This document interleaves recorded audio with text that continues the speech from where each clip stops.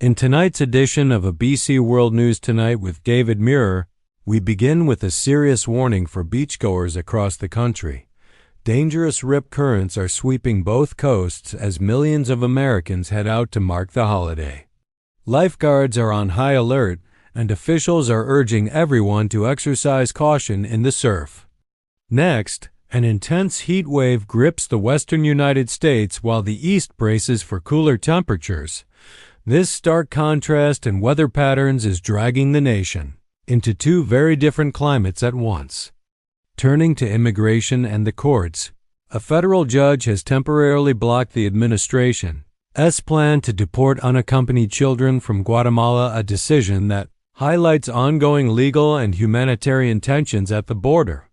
Internationally, a group of former directors of the Centers for Disease Control and Prevention has accused the current leadership and the Health Department of putting American lives at risk, a fresh front in the public health debate. Tragedy struck in Houston when an 11-year-old boy was fatally shot while playing a childhood prank of Ding Dong Ditch. The community is in mourning and seeking answers. In foreign news, an earthquake in Afghanistan has killed more than 800 people and injured thousands, as rescue and relief efforts are launched under harrowing conditions. At a high-profile summit in China, leaders including President Xi, President Putin, and Indian Prime Minister Modi displayed a surprising show of solidarity, raising questions about shifting global alliances and the future of diplomacy. Back in the U.S., former New York City Mayor Rudy Giuliani was injured in a car crash, underscoring how even prominent political figures find themselves grappling with everyday risk.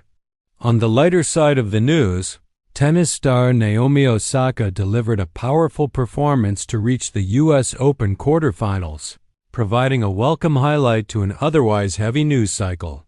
Finally, in a curious story out of Nevada, investigators are examining the death of a man found at the Burning Man Festival, turning what is usually a celebratory festival atmosphere into a serious inquiry.